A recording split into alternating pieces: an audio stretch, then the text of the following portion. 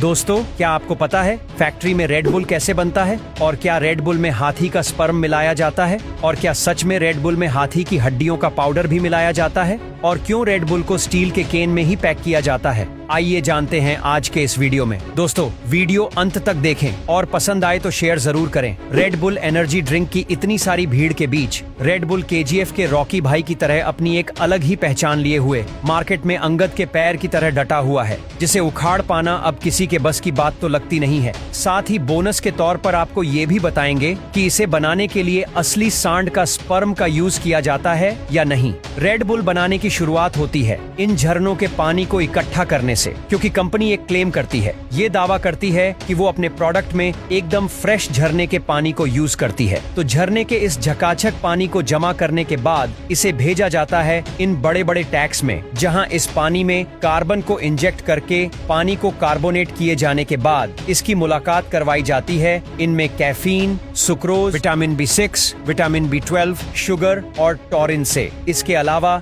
Ingredients में red bull का वह टॉप सीक्रेट फॉर्मूला भी शामिल है जो बाहर की दुनिया में कोई नहीं जानता है। तो इस कार्बोनेटेड पानी में इन सभी इंग्रेडिएंट्स को अच्छी तरह से मिलाने के बाद इसकी लैब टेस्टिंग करने के लिए इसके सैंपल को बाहर निकालकर लैब एक्सपर्ट बड़ी ही बारीकी से इसकी टेस्टिंग करते हैं, ताकि कस्टमर्स चाहे दुनिया के किसी भी कोने से रेड बुल खरीद के पिए तो उन्हें टेस्ट में बिल्कुल फर्क न पड़े। जब तक इधर लैब एक्सपर्ट इसके सैंपल्स की जांच कर रहे हैं, आइए तब तक हम फैक्ट्री के उस हिस्से में भी घूम आते हैं जहां इन लिक्विड को पैक करने के लिए कैंस बनाई जा रही हैं। यहाँ कैंस बनाने के लिए एल्यूमिनियम की इन पतली शीट्स को एक ऑटोमेटिक मशीन कुछ इस तरह से छोटे छोटे पीस में काटकर इन्हें आगे एक दूसरी मोल्डिंग मशीन पर भेजती है, जहां इन छोटे छोटे शीट्स को मोड़कर इसे कैन का आकार दे दिया जाता है। अब इन बन चुकी खाली कैंस को आगे प्रिंटिंग के लिए भेजा जाएगा, जहां इसके ऊपर रेड बुल अपनी ब्रांडिंग, प्रोडक्ट की डिटेल, जिसमें उसकी एक्सपायरी डेट, MRP लेबल, ये सब शामिल हैं, उसे प्रिंट करके एक कन्वेयर बेल्ट की मदद से आगे फीलिंग एरिया में भेजा जाता है, जहां एक ऑटोमेटिक फीलिंग मशीन अपने फिक्स्ड कमांड के हिसाब से एक निश्चित क्वांटिटी में कैंस को फील करके आगे भेजती रहती है, जहां एक पैकिंग मशीन बड़ी ही बेसब्री से इनका इंतजार कर रही होती है और इनके करीब आते ही